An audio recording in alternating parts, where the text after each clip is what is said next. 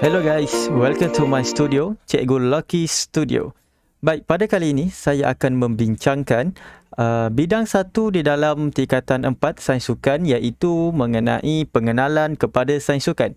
Sebelum kita pergi lebih jauh kepada pengenalan sains sukan, elok kita mengetahui dulu definisi sains sukan yang dikemukakan oleh beberapa orang tokoh. Yang pertama, Chia pada tahun 1995 menyatakan bahawa sains sukan ialah aplikasi prinsip, idea serta pengetahuan sains ke atas aktiviti sukan. Yang kedua, oleh British Association of Sport and Exercise Science 2006 menyatakan sains sukan ialah aplikasi prinsip-prinsip saintifik untuk sukan dan senaman yang dicapai melalui salah satu daripada 3 cabang sains atau melalui pendekatan antara disiplin. Baik, yang ketiga dinyatakan oleh Ken 2006 mendefinisikan sains sukan sebagai satu disiplin yang mengkaji bagaimana badan manusia yang sihat berfungsi semasa latihan dan bagaimana sukan serta aktiviti fizikal menggalakkan kesihatan daripada perspektif seluruh badan. Dan yang keempat, yang terakhir, Exercise dan Sport Science Australia 2010 menyatakan bahawa sains sukan adalah satu bidang multidisiplin berkenaan dengan pemahaman dan peningkatan prestasi manusia. Bidang ini termasuklah pengetahuan, kaedah dan aplikasi subdisiplin, kajian pergerakan manusia serta bagaimana mereka berinteraksi.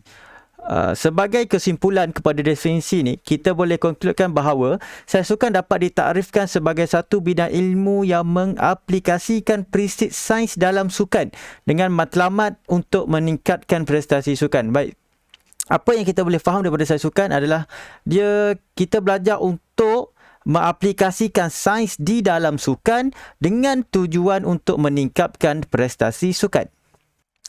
Seterusnya kita akan belajar beberapa bidang ilmu di dalam sains sukan yang mana kita akan kuasai di dalam pengenalan sains sukan. Yang pertama adalah anatomi, yang kedua adalah pemakanan sukan, yang ketiga adalah biomekanik, yang keempat adalah fisiologi, yang kelima adalah kecederaan sukan, yang keenam adalah kawalan motor, yang ketujuh adalah kecergasan fizikal, yang ke-8 adalah kaedah dan latihan fizikal, yang ke-9 adalah psikologi sukan, yang ke-10 adalah sosiologi sukan, yang ke-11 adalah pengurusan sukan, yang ke-12 adalah pengukuran sukan. Seterusnya kita akan pergi dengan lebih mendalam mengenai bidang-bidang ilmu di dalam sains sukan. So yang pertama yang kita akan bincangkan adalah mengenai anatomi, iaitu anatomi ni apa sebenarnya? Anatomi adalah ilmu tentang struktur tubuh dan hubungan organ-organ antara satu sama lain. Sebagai contoh, jantung, apa fungsi jantung, apa fungsi paru-paru kan, apa fungsi darah, kita ada saluran darah, semua tu kita akan belajar di dalam anatomi. Dia punya nama je dulu.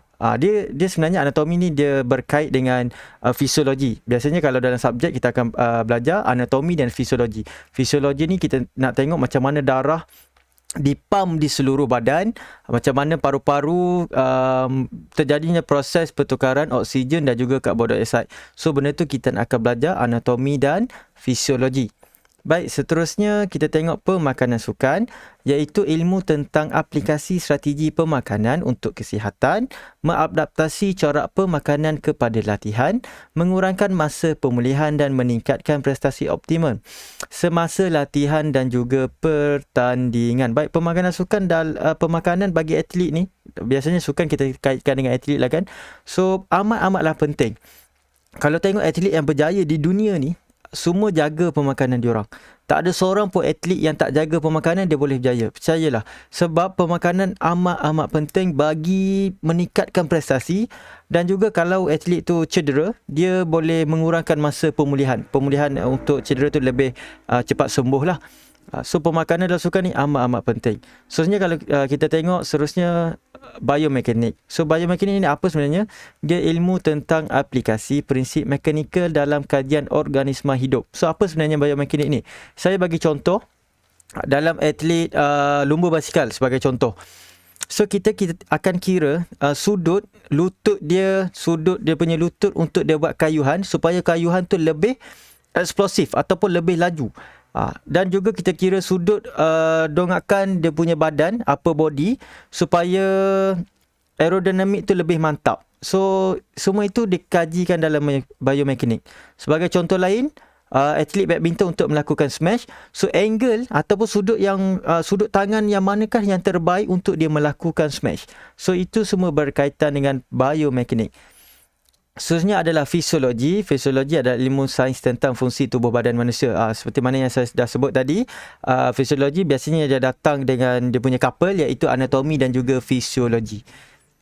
Baik, seterusnya adalah kecederaan sukan. So, kecederaan sukan ni sebenarnya adalah ilmu tentang keadaan luka atau kerosakan yang berlaku ke atas otot, tendon, tulang, ligamen dan lain-lain tisu sistem otot rangka yang diperoleh melalui penglibatan aktiviti sukan. Contoh, dia main bola and then dia kena tackle and then berlakunya kecederaan sukan. So dalam sains sukan ni dia kaji macam mana kita nak sembuhkan dia punya kecederaan tu dengan cepat, dan juga dia boleh beraksi dengan prestasi yang optimum balik ataupun sama balik seperti mana yang dia tak cedera dulu. Kalau kita tengok di Eropah dah meluas tau sains sukan dari segi kecederaan sukan. Macam mana kalau kita tengok atlet bola sebagai contoh, kalau kita tengok kaki dia patah memang teruk, tapi macam mana dia boleh beraksi dengan baik. Bahkan kalau kita tengok contoh saya ambil pemain Manchester United iaitu Luke Shaw, yang mana kalau kita tengok dia cedera kaki yang teruk, tapi dia beraksi sekarang bahkan lebih baik prestasi dia. So ini semua berkaitan sains sukan. Dia dah kaji macam mana nak bagi prestasi itu lebih baik. Okay, next adalah kecergasan fizikal. Ilmu tentang keupayaan individu untuk berfungsi secara berkesan dalam menghadapi cabaran kerja fizikal harian dan menggunakan masa lapang dengan lebih efektif, di samping mempunyai lebihan tenaga untuk tujuan kecemasan. Baik, kecergasan fizikal ni bukan sahaja untuk atlet, bahkan untuk manusia semua. Individu yang bukan atlet pun penting kecergasan fizikal, sebab kita nak berjalan pun kita pakai tenaga kan. Sebagai contoh kan, kecergasan fizikal ni penting saya sebut. Kenapa? Sebab sebagai contoh, kita tengah berjalan, tiba-tiba kita dikejar oleh anjing sebagai contoh, and then waktu itulah kita nak menggunakan lebihan tenaga sebagai kecemasan. Ialah kita nak berlari dengan laju. Kalau kita tak ada tenaga, macam mana kita nak lari daripada anjing tu? Seterusnya adalah kawalan motor. Kawalan motor adalah disiplin ilmu sains lakuan motor yang mengkaji postur dan pergerakan manusia serta mekanisme yang mengawalnya. So kawalan motor ni dia adalah involuntary dan voluntary action, macam mana berlakunya pergerakan-pergerakan dalam tubuh badan kita ni. Seterusnya kita tengok kaedah dan latihan fizikal. Ilmu tentang proses pergerakan berulang-ulang yang sistematik, progresif dan memiliki tujuan akhir untuk meningkatkan prestasi dalam sukan. So, kaedah dan latihan ni amat-amat penting. Biasanya dalam sukan kita panggil sebagai periodisasi sukan, di mana jadual latihan sukan yang sepatutnya yang betul. Bukan kita main training je. Okey, hari ni jogging, esok jogging, lusa lari. Tak, dia ada periodisasi yang betul, di mana penting untuk peningkatan prestasi atlet. Seterusnya adalah psikologi sukan. Ilmu saintifik tentang reaksi serta perlakuan fizikal, efektif dan kognitif dalam bidang sukan yang melibatkan ahli sukan serta penonton. So, psikologi sukan ni penting supaya persediaan mental atlet macam mana kalau kita nak turun contoh kalau badminton kita nak turun ke dalam gelanggang, kita dah sedia dengan emosi kita yang begitu stabil. Dan kalau contoh saya ambil atlet Olimpik baru ni, 2020 punya Olimpik di Tokyo, di mana Li Zijia waktu tu semifinal akan berjumpa Chen Long. Chen Long dengan kata-kata dia sebelum turun di perlawanan semifinal tu, dia kata apa?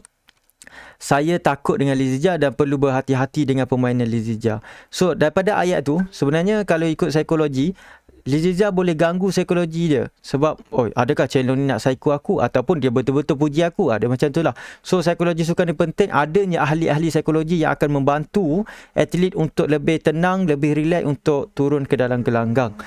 Bahkan, psikologi sukan ni bukan hanya untuk atlet. Penyokong pun mempengaruhi psikologi sukan. Next adalah sosiologi sukan.